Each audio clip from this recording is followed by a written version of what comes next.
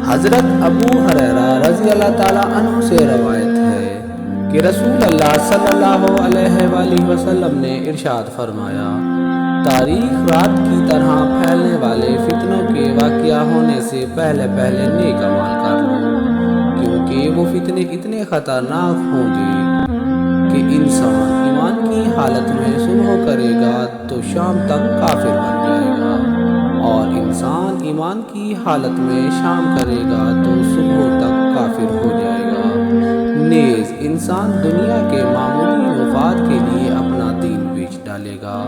صحیح مسلم 300۔